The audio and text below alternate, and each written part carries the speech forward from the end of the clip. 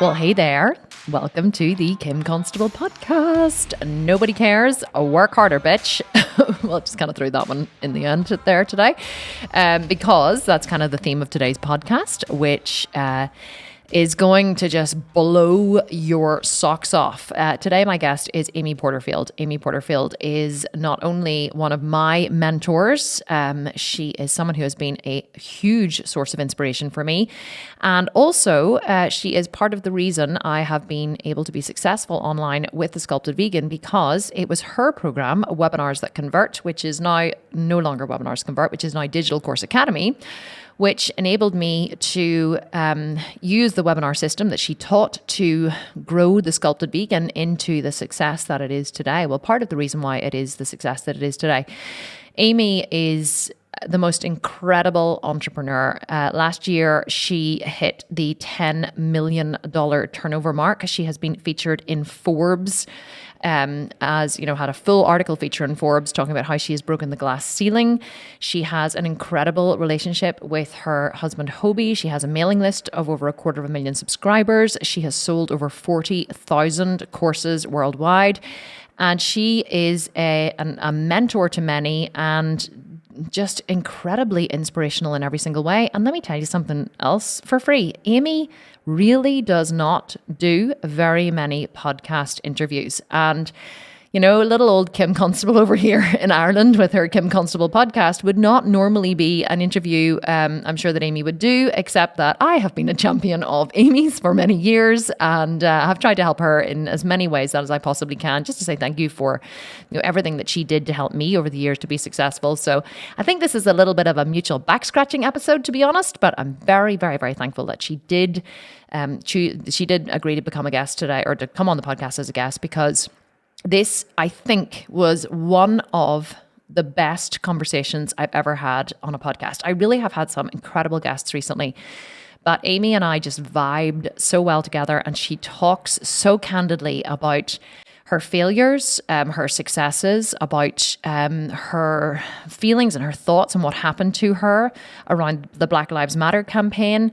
She shared some things that she's never talked about publicly before, about her relationship with her husband. And honestly, this was just one of those episodes that it just could have gone on for hours and hours. And I know you're going to absolutely love the conversation, and I can't wait to share it with you. But before I let you loose on Amy, or let Amy loose on you, I think it should be, don't forget that if you want to be in with a chance of winning a Sculpted Vegan program, simply leave a review on the podcast telling me how much you love it or how much it has changed your life. Take a screenshot of the review, send it to me on Instagram at the Sculpted Vegan, and you could be in with a chance of winning a Sculpted Vegan program. We give one away every single month, and we will announce the winner of January's podcast giveaway at the start of February, which is coming up very, very soon. And if you ain't in it, you can't win it. So do not forget to leave me that review. And now we are going to go to the interview with Amy.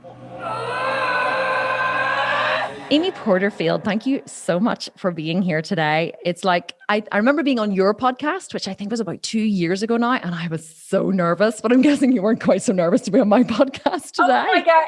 I'm always nervous to be on podcasts. Just like, oh my gosh, I hope I show up in a good way. I hope I have a lot of energy. I always think of stuff like that. So thanks so much for having me, because I am happy to be here. Well, you don't do very many podcast interviews. So really, I am truly honored. I was really looking for like a lot of podcast interviews. And of course they are out there. They're few and far between. Like your podcast, Online Marketing Made Easy, is one of the top business, online business podcasts, out there. And so you would interview a lot of guests, but you're not an interviewee very often. Is that deliberate, or are you just too busy? Very deliberate. I want to spend my time in my own business working on the things that I know I can make an impact with my students. And I only have so many hours in a day. So I try to be very, very careful with what I say yes to.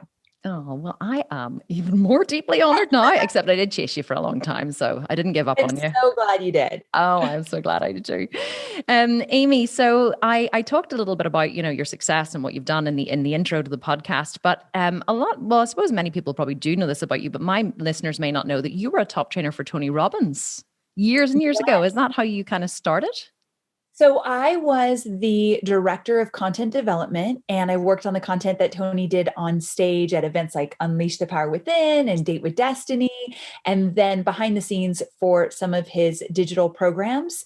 And that's really where I fell in love with entrepreneurship and digital courses and marketing as a whole. It's really where I learned most of everything I knew as I took it into building my own business. So it was a wild ride. It was a great experience. And what made you decide to start out on your own, to strike out on your own, especially working for someone like Tony? I can imagine it was a pretty prestigious job and you were well traveled and had a lot of benefits. So, there must have been something that made you take the leap into the unknown, which obviously paid off for you. But was there a specific moment?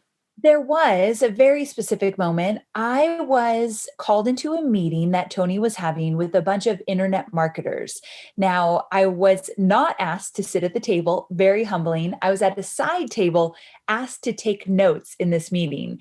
And Tony was at the table, and it was all guys, like all men at the table. And he went around and he asked them about their businesses, their online businesses, because Tony was getting more into the online space and wanted to know about what they sold, how they sold it, what it looked like. So each of the guys went around to talk about their businesses. Most of them had digital courses, and they talked about their lifestyle freedom, the vacations they took, the creativity that they had, and how they created different things. And all I heard was lifestyle freedom and financial freedom. I just saw that theme throughout. So as I'm taking notes, I probably took terrible notes because I was looking up like in awe of what's going on in this meeting. And I thought, I have no idea what these guys do, but I want a piece of that. And that was literally the moment I knew that I wanted to do something different. But the funny thing is, in that moment, I thought, I have no skill set or knowledge that would translate into being my own boss. Like, I have worked in corporate since the day I got out of college. And so it was a good year until I figured out what I might be able to do, which I started to do social media for small businesses. That's how I kind of got my way into my own business. But it was very, very scary because I thought, there's no women at this table and I don't even understand what they're doing, but I want a piece of it. And how long after that realization was it before you took the leap, or what was the first thing that you do? We have a lot of listeners, I guess, on this podcast, especially since I started doing kind of some businessy things last year. We have a lot of listeners who are interested in my success, which, and I give tribute to you all the time. Everybody knows it was webinars that convert, that So cool. I used to grow my business in the beginning, and still use a lot of the strategies of today. And so a lot of people, because of my success, want to know, how I did it. And I guess your story is really interesting to me because I don't really even know your backstory so much as to like, how did you go from there to taking the leap, and what were your failures along the way?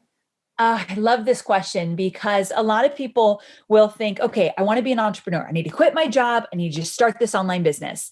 And I say, whoa, whoa, whoa, slow down just a little bit. And if they ask how I did it, I always tell them I am the queen of baby steps. So I made sure that I really thought this out. And what I did is over a year, I decided that I was going to make my way into the marketing department. And then from there, I would start learning how to create digital courses, how to launch digital courses, because in the back of my mind, funny enough, 12 years ago, I knew I wanted to create digital courses and teach what I know through courses. So I knew that 12 years ago, I just had no idea how I would do it. And so what I did is I asked to move to the marketing department. And because I had been with Tony for a long time, they said yes. Then I asked to get involved in the launches. And then I asked to work from home a few days a week. And the business had kind of made some shifts. So it was the perfect timing that they said yes. And then I eventually said I was going to go part-time. And then I finally took the leap and left my corporate job. So it was a long year of planning for this. And I didn't save tons of money. So I didn't leave with a big cash flow to be able to start my own online business. But I did take baby steps because leaving a good paying job with benefits and security and a regular paycheck, it's a big leap. And so it was good that I made these baby steps. And I also got a few clients on the side. On the weekends, I would work with clients and do their social media. So I started to bring a little bit of money in on the side before I actually took the full leap. So I am all about baby steps. And I will tell you, I was terrified every step of the way. No matter that I took a year, the day I left, the day I drove away, although I was excited, I was so scared. And for about 2 years after that into my own business, I would look at my husband probably on a daily basis and say, what if this doesn't work? What if I have to go and back and grovel for my job? Like, what if we go bankrupt? What if we Mhm. are on the streets homeless? Like, my mind would go to crazy places, but I was very scared for a very long time. Yeah, do you know, I love that because people, I think there's a common misconception that starting an online business is easy. Or that it, I think because there's quite a lot of, there's low barriers to entry. So therefore it's not like you have to, and, invest in a lot of stock or you have to, invest in bricks and mortars. So I think because people see, oh, all you need is a website and a product and you're good to go. Like, because so there's low barriers to entry to starting a business. And so I think that people have this misconception that it's you don't need a lot of money or that it's easy or that it's just going to explode. People say to me, oh, you're an overnight success. Yeah, I'm an 8-year overnight success, Right? And somebody actually said to me recently, a friend of my husband's director in his company, Matt, called me and he said, can I chat to you as a friend of mine wants to start an online business? And I said, I know just the girl, I said I would pick your brains. And I said, yeah, sure. So he started telling me he's this and he's a great educator and he's worked with the CIA and he's worked with this and he teaches these courses or he teaches these in-person workshops. And I've told him, you need to take this knowledge and you need to put it online. And he said, but he's not really that, into putting himself out there. And because of his job, he can't really be seen. And I was like, okay, so I have some really great advice. And he was like, okay, what? And he had like his pen and pencil ready. I was like, tell him not to do it. And he went, what? And I said, tell him not to do it. I said, if he's making like multiple 6 figures a year in his current business, I said, Reese, this isn't like a side hustle. A lot of Right. people I think they think that it's so easy to start an online business. And what I say to people all the time is this is a business. You Thank need you. investment. You need dedication. You need time. You need growth. You need resources. You need a team. It's a business. It's not I'm going to start a course and I'm going to turn over 6 figures. And no. No, like I am all in. I pretend that, or I joke that this is my baby. I have birthed this business. And sometimes it's very interesting. Online businesses versus, let's say, a brick and mortar. Some people recently, I had a situation where I closed a Facebook group down. It was a free Facebook group of my students got the benefit of being in this group with me for years, just as like icing on the cake. And I decided to close it down to kind of change my model just a bit. And I gave them ample notice, let them know why, all this stuff. And some people, there are very few, out of 15,000, about 100 people were very, very mad at me. And one woman called me money grabbing for shutting down a free group. And I thought, would you walk into Apple to buy a Mac computer? And if they were going to change their business model or take away a free service, would you say they are money grabbing? How dare they do something like that? Very few people would ever look at Apple like that. Mhm. But then you look at online businesses, and when we're charging what we're worth, when we're putting ourselves out there, some people are like, why aren't you giving this away for free? And I always remind my students, we're not doing this as a hobby. My courses put food on the table. This is my business. And I think when I started to treat it as such, it started to grow. I got more respect. I grew my business because I was standing in confidence. So I'm really glad you brought that up. I think as well, do you not think it's to do with the fact that we are the front of our business, especially the way I run my business and you run your business, we are very much, we're educating, we're doing podcasts, we're teaching, we're doing videos. So we're very visible. So people think that you are the business, which you are in a way because it is your brand, but, and also same with me. So therefore, if we ever like failed payments or we're saying to people, you failed payments and they go, oh, I'm so glad I'm able to put food on the table for Kim and fund her extravagant lifestyle. And you're like, really? Okay, that's another thing. One of the guys in the group said, I help make you millions. And I thought, what? What are you talking about? I sold you a service. He told me he helped make me millions because he bought one of my courses. It is a very wild experience. And I think just like talking about this leads me to just bring up the topic that you have to manage your mindset as an entrepreneur to like the 100th degree, because I usually for so long never got negative feedback. And as I grew and grew and grew, all of a sudden people had a lot of opinions about what I do and how I do it. And I am a very sensitive girl to the core. So it bothered me for a very long time. And then I thought, Amy, you're either in this or you're not, but you cannot let every negative comment that comes your way crash you down. You're never going to make it. So I had to really grow thick skin. Yeah, I've started recently listening to, I've known Grant Cardone and who he is for many years. And I started like listening to some of his stuff recently. And I was like, oh, I can see why people either love him or they hate him. Like, he's opinionated and he's, but I think he's great. And I heard something that he said, because I've always said this to people. I always say, if you're not getting the haters, you're not doing anything worthwhile. Like if no one's talking about you, you're not doing anything worthwhile. As soon as you put yourself out there and you start having an opinion and make decisions like closing down a Facebook group, people are going to be pissed. That's just, just have to deal with that. But I loved how Grant positioned it. And he said, somebody said to him once, oh, Grant, you've been here. You've given us all this value today. What can we do for you? And he said, just talk about me to people. And they were like, huh? And he was like, just talk about me. Whether you loved me or whether you hate me, tell people. If you love me, tell everybody. If you hate me, tell everybody. He said, because what I want is for people to know me. And that really struck home for me, because the vegan bodybuilding groups detest me because I'm the most successful vegan bodybuilder in the world in online marketing, because no one else is using the online marketing model in the way that I am in fitness. And they hate me. Like they talk about me constantly and they slag me off in the groups, and no one's allowed to discuss me. And if someone brings up a Sculpted Vegan program, I get deleted, and I'm not vegan enough to be vegan. And the fact I get Botox, imagine Botox, and no, you've no idea. But my point is that I used to be like, oh my God, why do they hate me so much? And then I started to realize whenever I started talking about it, people would message me and go, I want to hear, because I saw them slagging you off in that group. And I was interested. I was curious as to know who you are. So I really began to reframe it. And I want anyone listening to this, because I know this is something that women struggle with. They write to me every day and they say, thank you for bringing this up, because it made me feel better, because I'm so scared of putting myself out there because of the, the negative and the judgment, the negativity and the judgment. And I love that that you said this, but if people hate you and talk about you, that's great, because they will spread your name far and wide, and people will come searching you.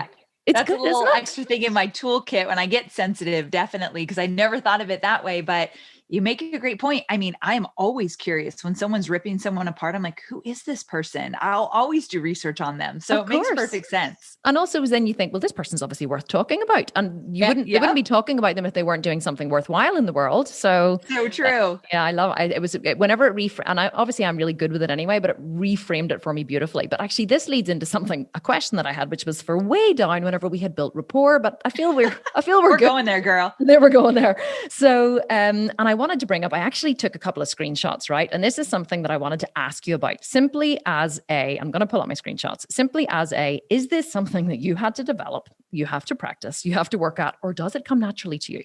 Because during the whole Black Lives Matter, that sounds terrible. I don't mean to say it that way, during the whole Black Lives Matter, but you have to understand here, actually, before I even say this, in Ireland, we're so separated from, we don't, it's not that it's not an issue here, but we don't have a lot of the culturally ingrained or understand things that happen in America. I'm scared to speak about it in case I offend somebody, but truly, over here, it really just doesn't exist. So I was so separated from it. And I was really shocked whenever everything happened, and I kind of watched it rather than even getting involved. And people were like, that means you have white privilege. And I was like, I don't even know what that means, but like, if I have it, I'm sorry. Am I supposed to apologize? Like, it was really weird for us in Ireland here, because it's not something that exists here, but it probably does exist, but it's not something we're aware of.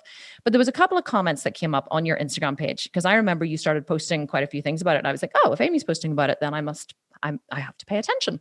This must be something I have to pay attention to. So people started like literally being, like, you took a real stance on it, as in like, I'm going to look at my behavior. I'm going to be better. I recognize that I have failed in many ways, and I want this to be better. And that was kind of your stance on it. And I really respected that. And then there was quite a few people who were coming on and commenting and saying things like, this is good, but it would be better if you opened your platform up to Black people. How many Black people have you interviewed or collaborated with? Pool your financial resources with us. And other people saying, it's amazing how everyone is giving Amy a hand clap for reposting someone else's words, like real nasty shit, And I was like, and I know if that had to be me, I would have been like, you bitch. Like, I would have come in with, I fucking dare you talk to me like that. But you were like, and I'm going to read out some of your responses here. You were like, I knew I could do better. So I posted my thoughts on the next post. I understand your frustration and I want to show up better. Thank you for caring so much. And I was like, oh, wow. Didn't expect that. And then the next one, like you were like, you are right. I've been thinking about how I must do better in representing more people of color. And, and I need to put my words into action here. Like you really took ownership of it when people were really just being downright nasty. There was kind of, some of them were, the comments were very valid. I mean, all feedback is valid, but some of them really just were being nasty. And I really wanted to ask you about that. It's not about why you chose to respond that way, but are you like, are you like, for me, I would have wanted to like kick back, but you didn't. Is that something that you have practiced? Were you genuinely just like, you saw the humanity in it, or was it a strategic business decision? I'm curious. All great questions. How you can respond like that so consistently to negative feedback in a public arena, because I just want to fight with them. So I've never been asked this. So I'm glad you brought this up, and I'm going to answer, of course, to the utmost honesty as I can about the situation. So you're right. When the Black Lives Matter movement really started to take lots of energy behind it, when it did early in 2020, I was called out publicly. And I was called out publicly because on my podcast, I had very little diversity. And so people were saying, you have hardly any people of color on your podcast. You've done over 300 episodes. You don't have a very diverse team, and you're not speaking up. The biggest mistake I made was when George Floyd was murdered, I posted a really beautiful quote from a white woman. Instead of using my own words or using words and wisdom from a woman or a man of color, I chose a white woman, not even thinking. Like, it was so stupid of me. So with that, that's what sparked this. And then it got really, really intense. So the truth is, I cried for weeks behind the scenes. I could cry right now talking about it. I was embarrassed. I felt shame. There was some anger in me for how hurtful the comments were, but that anger is not my first feeling. I feel hurt. And before I ever feel anger, my husband was angry, which was really hard in the situation because he felt like, they're coming at you, Amy. I know your heart. I know who you are. And he was angry. And I'm like, this is not helping me. And what was true was that I had done wrong. Truly, what was true is I was not diverse on my team. I was not diverse on my podcast. I could do so much better. So this is the honest truth. I lead with, where did I go wrong? I always look at, where did I go wrong here? And it literally takes all the anger away. And I think, oh, I could do better here, here, here, here. So I got online and said, you guys are right. I've only had this many people of color on my podcast. My team could do better. We could do better. Here's all the ways we're going to do better. And there's this saying I heard a long time ago, you are screaming so loud, I cannot hear you. And I don't mean that for other people screaming at me. I mean, if I got mad, if I got angry and was defensive, nobody would hear my heart that I knew I had done wrong. So I just I led with compassion and understanding. I knew I was wrong, so I said it. And I still was hurt. I still was embarrassed. I still cried a lot.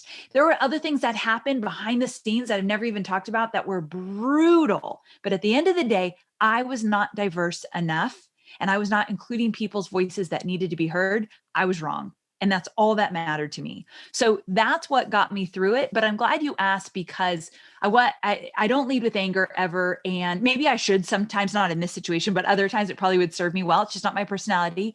But also, I just knew living in that anger was not going to get me where I wanted to go. And the greatest thing ever is my podcast has totally changed because of it. There's so many great voices on the podcast now, and my team is more diverse. So there's more voices there. We hired a person to help us expand our diversity. That's been incredibly fun and exciting. So much good came out of it, but holy cow, I wanted to crawl under my desk and not come out. Oh, wow. That is amazing. Because I really did feel that, but I guess because your responses were so consistently, upholding of the other person. And I could tell that that that there was so much heart in what you were saying, but I was just watching you getting attacked again and again and again and again. I was like, I don't know how this girl is holding up here. I think I would have cracked by now. I couldn't even imagine how intense it was. It was intense, but like when I would say, you're right, this is where I went wrong. The worst part of that is when someone would come back, especially a man, and say, shame on you, Amy. When I admitted I was wrong, here's what I did wrong. Here's what I want to fix. Shame on you, Amy. You should have never done that. I have daddy issues, and it felt like my childhood again. And that was, to get really personal, it brought up a lot of old things that I felt shame when growing up because of how I was raised. So I had to do a little therapy over that whole situation. But I promise, when I'm telling the truth when I say I came out of it a better person, and I hope to be an ally for this cause. And so I'm going to really just focus on that. Well, I think that whenever we're faced with a difficult situation, we can go on the offense or we can go on the defense. We can sit back and go, I didn't know. But I have like a saying that I use it with my kids all the time. I say to them, I did not know, therefore I am not responsible, does not exist here. Just because you didn't know doesn't mean you aren't responsible, Yes. And so you can be on the defense or you can go on the offense, and you can say, I'm going to fix this, and that's kind of how I like to, that's how I deal with life as well as I can. But I just was really curious as to how you were able to show up in that way consistently. But it isn't just something I've seen in, there in Black Lives Matter. Like I saw the shit show with 100 people. It's amazing how like a small group of people can create such chaos. Like I'm in your insiders group. Didn't it feel like more than 100 people? We counted. I had to count because I had to put it in perspective. It felt like a lot more than 100. I was like, really, people? You have had 8 years of free coaching and content, and you're pissed because, Amy doesn't have the resources or she's moving in a different direction. Right. I don't get it. People are so entitled, and we deal with it in our business too. But I also noticed in that very consistently, you were, very, I think, and that's why, you were very upholding of the person, very understanding, very, not conciliatory. You held your ground, but you were, but understood the person's position, and it's a beautiful way to be. I mean, I truly, it inspired me. It inspired me to be better in my life, which is kind of wanted to bring it up. So I just wanted to know, like, do you have something you could teach me? Well, I will tell you, in that situation with the Facebook group, I really did. One of our values in my company is that we lead with compassion. People are fighting a battle we know nothing about. So we're going to lead as though we have full compassion. And I led with compassion through the Facebook group when people were upset and felt like I was abandoning them and all of that. However, in that situation, I was not wrong in my mind. I was wrong in the Black Lives Matter movement, and I needed to make it right. For the Facebook group, I am not wrong for changing a decision I make in my own business. So I can be compassionate, but still say, I'm still going to do this. So there was a lot of growth through the Black Lives Matter movement, knowing where I stand and how I want to show up. And in the Facebook group thing, a totally different experience, how I want to still be compassionate, but also I'm not defensive, but I'm going to stand my ground there.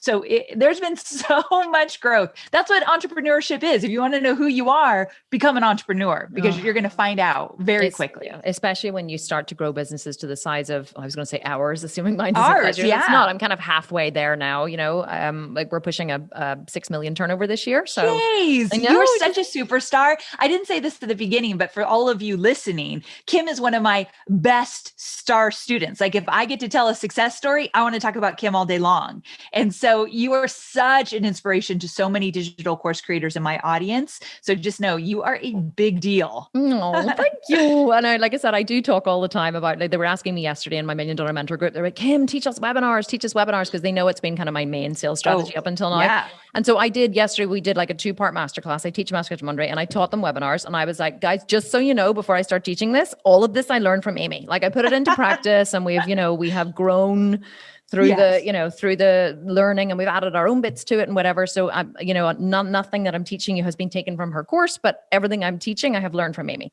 So I appreciate it. But it's true. And like, it's, like I always said, I'm a good soldier. I do what I'm told, and your courses are so laid out so beautifully. But here is what I want to ask you, which is perfect for where we're going.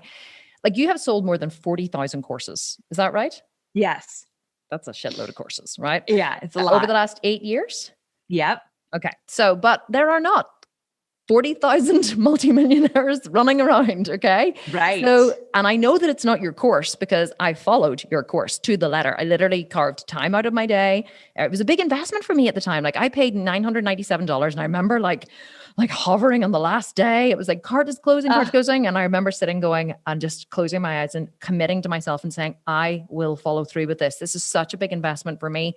I will follow through and I will do every single thing she says. And I did everything. I printed everything out. I was like the model student, which is why it worked for me.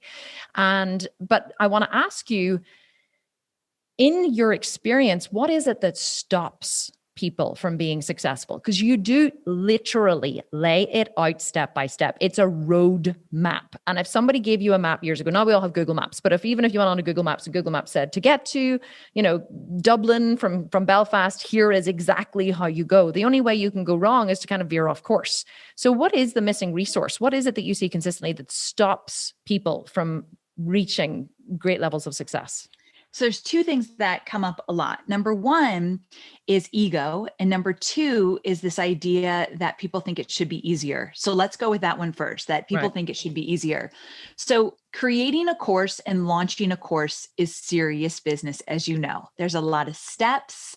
My program is 12 weeks. I'm on the journey with people for 12 weeks. I'm in the trenches with them because it's a lot of work. Now, it's a huge payoff as well. You create one course and you can launch it over and over and over again, but you've got to show up for the hard work in the beginning. And so people get in there, they start doing it, and it gets hard. It gets really hard. And so they see something that looks a little bit easier or a faster result. So they go and they switch gears. They leave the program behind, whether it's my program or any program where they're learning something and it gets hard. And the average person will then go start something new or go get like that hit of instant gratification on Instagram where people are just going to start following them, or they'll do just like something that makes them feel better to see a little quick success. Nothing long-term though. So when it gets hard, they jump ship really quickly, forgetting that this payoff could pay off for years and years and years. I have launched one course, Digital Course Academy, 3 times now. We're going on our 4th in just 2 months, and it's the same course. Millions of dollars generated from one course, and the hard work was done over a few months period of time, and I've reaped the benefits. So that's one thing. They think it should be really easy or easier, or something's wrong with them. Why is it so hard for them? I need to switch gears and try something else. Number 2 is ego. And by ego, I mean, they do their first launch, or they start getting going and things kind of aren't coming together as planned. And they think, maybe I'm not good enough.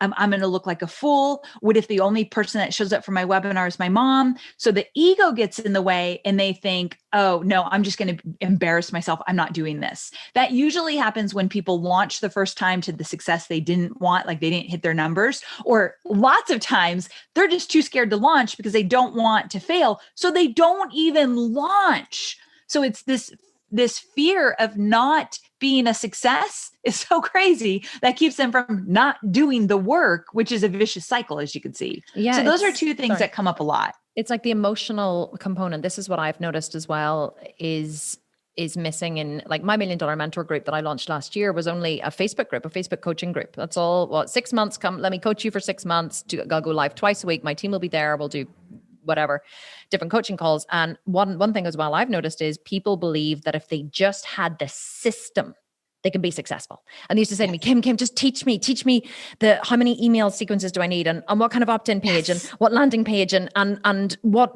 teach me the self-liquidating offer and the funnels. And I actually had I had a friend of a friend. We were out having cocktails one night. A friend of mine said to me, if you could just is there any way you could just write down, if you could just have the time one day to write down the entire back end of your website for me? She was actually serious, your entire process, and just Whoa.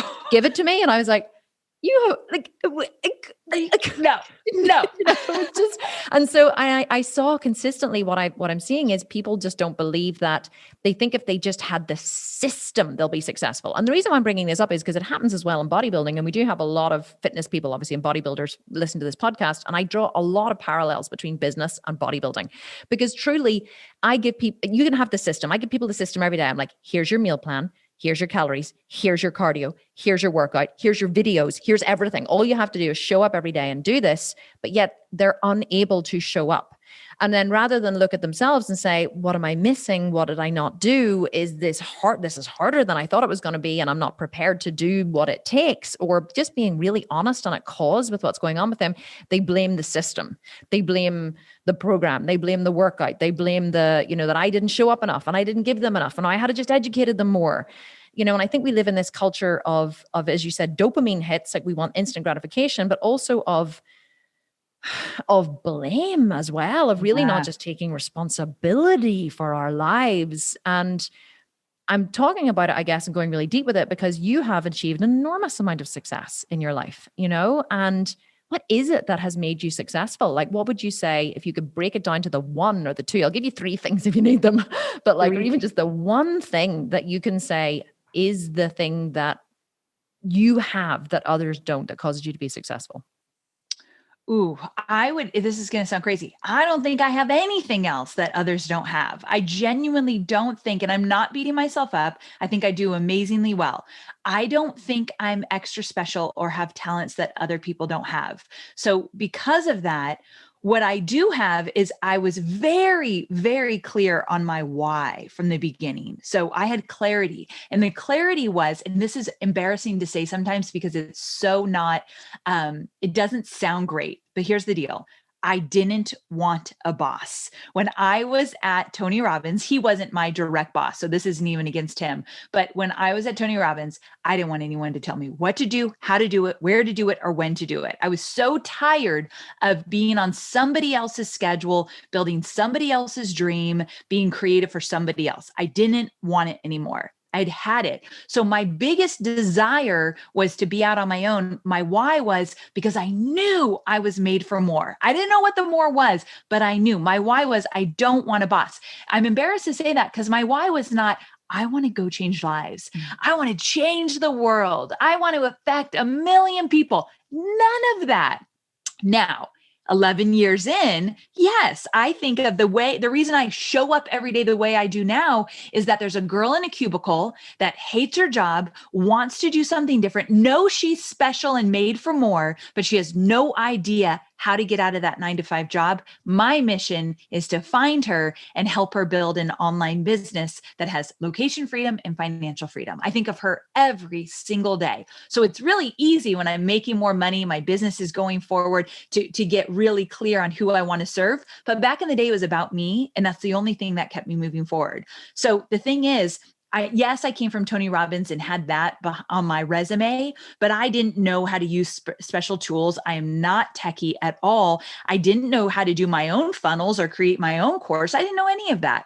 And truth be told, the first 2 years of growing my online business, I grew a business I absolutely hated. I didn't know how to create courses back then. So I started consulting for social media. And I often joke, instead of having one big boss, Tony Robbins, I had like 8 mini bosses bossing me around, telling me what to do. Hated it. And so, but I want to come back to this question because I think it's an important one. What is it that helped me to get to where I am today? And I think, and this is so cliche, like I'm not super fancy in the stuff I share. I just know it works. I showed up scared every day. I hated how I looked on video, hated how I sounded, thought that my content wasn't good enough. But somewhere inside me, I thought this better work because I don't want to go back to my job. So I just showed up. Consistency is something I'm really good at. Rain or shine, I've got my online marketing made easy podcast come out every Thursday, no matter what. I do tons of video. I show up in my Facebook groups and give tons of value. So I think I show up and I'm consistent. And I think that's my secret sauce. I love that you use the C word because I actually have a podcast called The C Word, which is consistency. Okay. Consistency. So good. I love that. I was going to say, well, I know what mine is. I'm going to share mine after you, but like consistency, that is truly what it is. Right? It's not talent. It's, I mean, of course there is a bit of, there is probably a bit of talent, or you have to be kind of relatively smart to be able to figure shit out. But also there just is consistency. It's the same with bodybuilding. What do I need to do to build an amazing body? Show up consistently every day, eat the same food consistently every day, do the cardio consistently every day. You know, what do I have to do to build a business? Consistently every single day, work towards something. And that's what I did when I worked through your Webinars That Convert course. I bought it. And I didn't want to sit down and go, I just wanted to rush to the end and launch my course. And I remember sometimes sitting in my office and I had to pay for childcare to look after my kids so I could work on the course and I could do all this stuff. And I was dependent on Alan, who's now works for me full time. And I'd hired him freelance as a designer. And I was dependent on him to create the members area and create the PDFs and different things. And there were sometimes I was sitting there and I was like, oh, and I remember just this feeling of frustration. I was like, I just want it done. I want it done. I want it to be finished. And I remember I always came back and I said to myself, no. And I remembered going back to before I hit the buy now button. And I remember going back to, you promised yourself you would not rush this. You promised yourself you would get it done. So stop smart whinging and get it done, and don't launch it until it's done. Don't launch it until you're proud of it. Don't divert. And because I was one of those people, I would have got nearly to the end of something, even if it was washing the dishes, Amy, I would have got nearly to the end of washing the dishes. And then something would have distracted me and I would have, oh, what's that thing over there? And then my phone would have rung and I would have got into something and the dishes would never have been finished. And I started to notice that this was a consistent pattern I had. I would get nearly to the end of a book, nearly to the end of a video, nearly to the end of a series, nearly to the end of washing the dishes, nearly to the end of something. And then I would switch before I got to the end. And this time I was like, I'm going to get to the end, because my husband was like, you spent how much on a course? Because I was a stay-at-home mom, he was like, you spent how much on another course? Because I had spent thousands over the years trying to be successful online and it never worked. So anyway, my consistency is exactly what I teach. And I love that you said it, because it reinforces everything that I teach on this podcast. You just got to show up every single day. And it's boring and it's hard and it's crap and it's not exciting. There's very few parts of my business are actually exciting. Mostly they're just work. Oh, mostly it's just work. You're totally right. And then those pockets of total exhilaration and being so excited, it's all worth it. But mostly I'm just working every day. Yeah. I'm just showing up. And I'm not always doing the stuff I absolutely love. That does not happen every day of my business. Can I ask you about your relationship with Hobie, your husband? Yes. Because we've probably gone through similar paths as well with that. Because you've talked on one of your podcasts before, 10 things I'm embarrassed to tell you, I think it was, inspired the title of my podcast I totally stole it from you, but I gave you tribute in the podcast. I stole it from someone else. So we're all good. Did you? Well, I was like, I got this from Amy Porterfield, but it was great. But you talked in that about how you earn more money than Hobie. Was that always the way, or did that happen over the years? And how have you guys dealt with that? Such a great question. So Hobie was a San Diego firefighter. When we just moved to Nashville, he retired. So he's officially a retired man, although he works every day of his life because this house is crazy and we're trying to get it in place. But here's the point.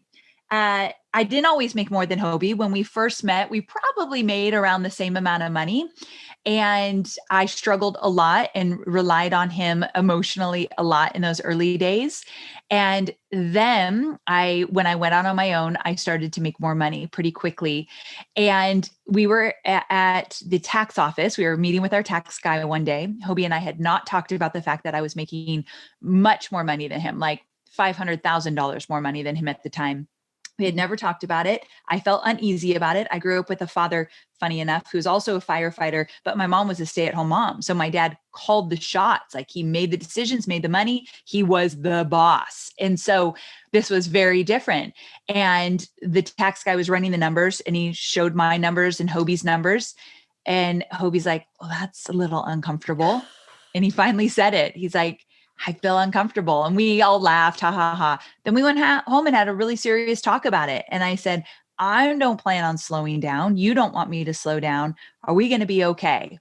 And he said, we 100% are going to be okay, because we're going to keep talking about it. Mm-hmm. And the funny thing is, because I rely on Hobie, I tell him everything going on in the business. I share stuff with him. I ask for his advice. He doesn't know how to build an email list or run a Facebook ad campaign, but he knows people well. And so the areas that he knows well, I'll always ask him his opinion. And when you ask Hobie what he thinks of my success and does he feel weird about it, he will say, I'm so proud of her. I'm her number one cheerleader. And I helped her build the business. So Hobie will say this. I'm not saying if I agree with that or not. I'm just telling you what my husband will say. I helped her grow this business because I was by her side every step of the way from the day she left her corporate job. And I love that he feels that way. I love that he feels part of this, and it makes him feel proud. And that feels good to me. It sounds like you guys communicate really well. We do. Has that always been the way? Always. So the funny thing is, Hobie is a divorced man. I have this secret that I don't share a lot, but I think divorced men are the best men to get married to. They try really hard to be excellent husbands because they messed up the first time. At least that's Hobie's situation. I love it. And so this man he's going to show up as he prides himself in being the best husband in the world. And I mean it when I say, like, my gratitude list every day, he's at the top of it. He's a really good man. And so, I think that the communication, it wasn't in his first marriage. And so that's why he overcompensates in this marriage. But I'm curious with your husband, I don't know your story. Does your husband work? Yeah. You see, Ryan was a professional rugby player. And then oh, that's right. I remember that. Yes, okay. He was capped for his country, for Australia. And Whoa. then he became like the Jerry Maguire of the rugby world. Have you ever seen the movie Jerry Maguire? Yeah. And so you see, I said that to somebody recently, and they were like, is it a recent movie? And I went, what age are you? And she said, 24. I was like, okay, you're far too young. Remember, Jerry No comment. I know. So Jerry, he became an agent and he started his own company. And then he merged his company with several others to form like a global brand. So he's a director in a large company. And so Ryan, by all intents and purposes, is very successful. He started a company, he grew a company, he merged a company. He knows a lot about mergers and acquisitions, and they have global directors meets, and they have a financial controller, and they have like the ex-chairman of Manchester United is the non-executive chairman of their company. So wow. Yeah. So like he has grown this company, but yet I earn 10 times what he earns. Isn't it crazy? So, yes. So it was a weird one. And so we were in that situation where I was the stay-at-home mom with 4 kids. And you're talking about your why earlier, and you were saying, it was almost embarrassing to say it. My why was I was so fed up with Ryan going to our bank account and going, you spent how much on a pair of jeans? What is that? How much is that? We've got too much money at the end of the month, and just constantly questioning what I was spending, because what we have really narrowed it down to now is that I have my values in the world. Money is how you express your value in the world. And this is what I teach to people. I say, when you have money, it's almost like they say alcohol brings out someone's true personality. If you're like a nasty person, you'll be a nasty drunk. If you're, if you're an introvert on the surface, but underneath, like you're a party girl and you drink, your party girl is going to appear, And so money is how we express our value in the world. So the more money we have, the more of our value we can express. And I've always been a very giving person, I love giving. I love taking care of people. I love giving them presents. I love taking them on vacation. That's just me. And so I always used my money to express my value in that way. I used Ryan's money, but Ryan expresses his value very different. He's about saving and protecting the family for the future, and, and making investments and not overspending and being careful and considered with your decisions. And so every time I spent money, it like totally brought up his issues, because he was like, oh, this isn't how I would be spending money. And so we were constantly clashing, and it wasn't really a money clash. It was a values clash. This is how I express my value in the world. This is how I express my value. So I was just like, fuck you. I am going to, and I don't know why I was being all respectful of you, Amy, there. Normally I'm just like fucking this and fucking that. You can say fuck all you want. So whenever then so one day I really was just like, you know what? Fuck you, Ryan Constable. I am going to make as much money as I possibly can, because I want to be free of you. Yes. I want to be free of you. I want to be free to spend my money the way I want to spend it and not be accountable to you. And I remember the day I was sitting in my office, and I remember the day when I had been paying myself like a considerable amount. I think it was like I started paying myself £10,000, £20,000 a month. Okay. And 10 of it was going into tax, and 10 of it was going into our personal account. And I think Ryan was paying himself 10,000 a month. So like 6,000 was going into our account, and 10,000 was going into, 4,000 was going into tax. And I remember one day saying to him, well, I guess this means that I finally earn more money than you. And he was like, no, you don't. Sure. We're both, putting in 10,000 a month. I was like, no, I'm putting in 20. And he was like, and I remember he had like it registered with him, and he was like, Oh my Whoa. God, that was the moment when he realized I was earning more money than him, because Wow. in his mind, we were earning the same. And so we had to really make a big shift, because Ryan never did anything with the kids. He was like, I am the father. I look after the money, and you look after the children. And as I then started to grow and grow and grow, we have had to like have several interventions in our marriage to really overcome our social conditioning, our programming of how we are with money. But like you and Hobie, communication is key. We are committed to the relationship. We're committed to each other, and we're both committed to personal growth. And we want to stay together. And so our desire to stay together is greater than our desire to, egotistically hold on to whatever is driving us. And that's what makes us move forward. Exactly. We're very similar in that way. I feel very fortunate for that. Not everybody could communicate like we do in our marriages, but you're right. We want to stay together, so it's worth the work. Yeah, I absolutely and utterly I've loved this, love talking to you, and I can't believe we've been talking for an hour already. I had like, oh my gosh, I had like 10 more questions for you, but I'm gonna ask just one more question, if that's okay, because there is something that I think that the people might be able to learn from this. Is like, what has been your biggest failure so far, would you say, in your business or in growing, or in life, or my biggest failure? And I know so I'm kind far of throwing that on you, but is there anything? No, there's a few. So I got to think about the one that's the biggest. So I got into a partnership with a gentleman years and years ago, because my biggest fear was being alone in this business and it not working out and it all falling on me. And it took me many years to figure out that's what the issue was. And so I got into this partnership. He was a silent partner, super wicked smart. Like, the guy was a genius. Together, we made a lot of money in the business I have today. And then we got to a point that we realized this partnership isn't going to work anymore. He had his desires, I had mine. And we decided to go our separate ways, but there was a lot to work out to do so. And so basically I felt like I was a failure. It wasn't working out. It felt like a work divorce. And for about a year, because I didn't know if we can come to an agreement of how we were going to separate, I thought I was going to lose this business. And so I basically thought, I'm going to have to give it all up. I really screwed up because my fear of being alone in this business, because of that, I took on a partner. Now the partnership is ending. Now it's not going to work out. I'm going to lose my whole business. So long story short, it was a worst year of my life. And then finally we got to a point that we did come to an agreement, and I got the business back to be all mine. But when you say failure, the reason why that one comes up is the failure wasn't the partnership resolved itself or whatever. It was that the reason why I took a partner, that was a failure in my mind. I did it out of fear and being so scared that I made a decision that didn't serve me in the long run. And so so now when I make decisions, I ask myself, why are you making this decision? Why are you doing this? And if ego pops up or fear pops up, I got to be like, wait a second, we're not going to make any decisions right now. What I've learned along the years is this power of the pause. Just pause, Amy. Just hold on a second. Don't say that. Don't do that. Don't move forward for just a minute.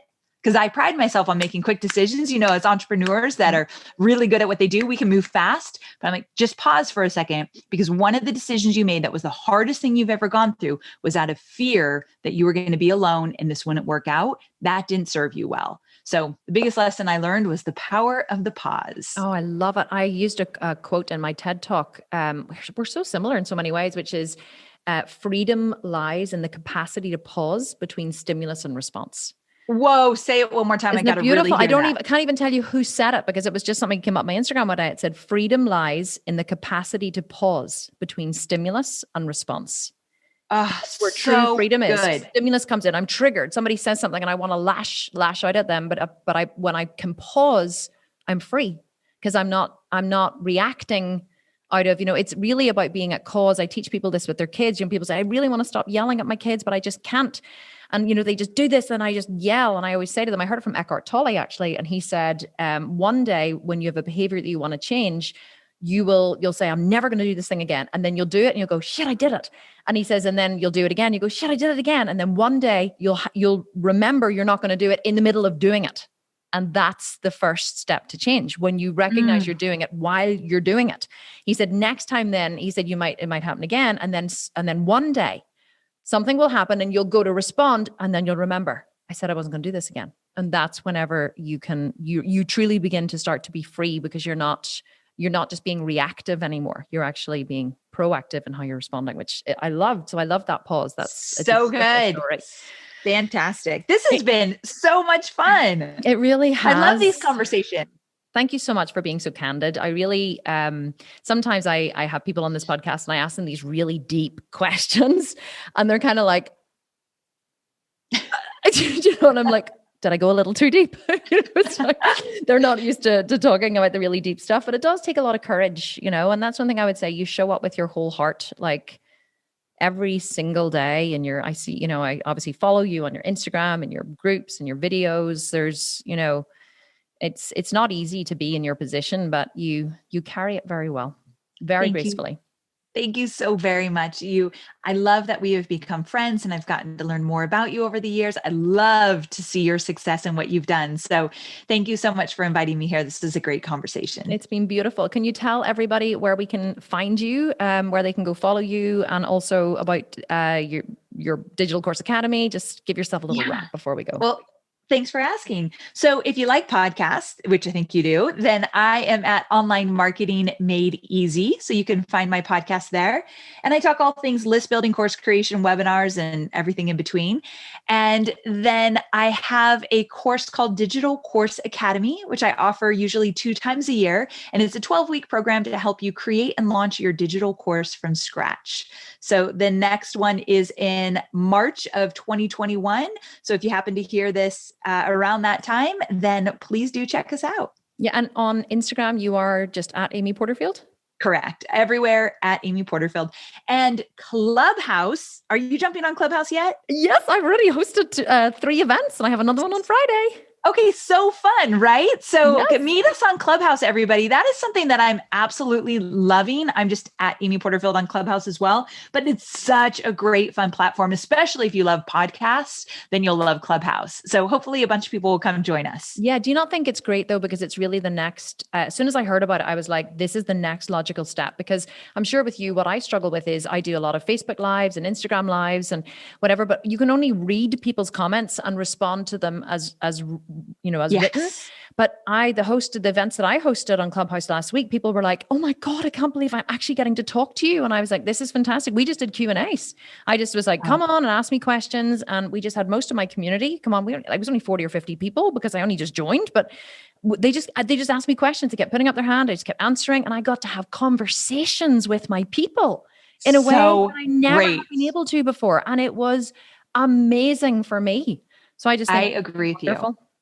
It's so fun. It's so fun. The back and forth conversations are the best. Yeah. Well, if you're hosting a room or you ever want me to come on and be your biggest cheerleader, I love it. Happy to. Okay. I'll remember that. Thanks for that.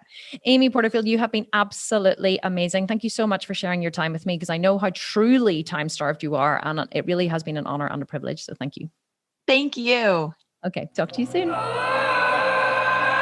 How much did you enjoy that interview? Oh, I hope that you enjoyed it as much as I did. Honestly, I just after the interview, I threw open the door to Christina's office beside mine. I was like, that was one of the best interviews I've ever done. It was really just like chatting to a girlfriend for an hour. And I mean, I guess it kind of was chatting to a girlfriend for an hour, except there's hundreds of thousands of people listening to it. So thank you, Amy, for being a guest on the podcast. Make sure you do go and check Amy out. Truly, if you want to start and run a digital online course or an online business, Amy is the girl to take you there. Her Digital Course Academy is actually the most comprehensive program I think I have ever come across. And I have bought many, many programs over the years, but it teaches you everything you need to know to be successful in the online world. If you will only show up consistently and apply yourself every single day, you too can have the level of success that I have enjoyed and that Amy has enjoyed, if only you're willing to work hard, because Amy does truly provide the blueprint for you to get there. So just my little stamp at the end of this podcast, giving Amy tribute and really just letting you guys know that honestly, her courses are the reason why I've enjoyed the success that I have today. And if you have any kind of thoughts of starting and running an online business, definitely get onto Digital Course Academy and show up for yourself. I know if you listen to this podcast, you're the kind of person who does show up for yourself, especially if you're working one of my Sculpted Vegan programs. You are the kind of person who shows up for yourself every single day. I know this about you. So get to it, girl, okay? Get to it. And get out there and, and do what you're supposed to do in the world, and share your success with me if you do. And if you do decide to join Digital Course Academy at any point in the future when it opens, definitely let me know that you did, and we can celebrate together and fangirl all over Amy as well. Okay, guys, don't forget to leave a review to enter the podcast giveaway. Leave a review wherever you're listening to this. Send me a screenshot on Instagram, and I will announce next month's podcast giveaway winner at the start of February. All that is left is for me to say is thank you so much for listening. I love you all truly, madly, deeply. I hope you are okay. I hope you're having a wonderful day, a wonderful week wherever you are. And I will speak to you again next week for another episode of the Kim Constable Podcast. Thank you so much for listening. Mwah. Talk to you all soon. Bye for now.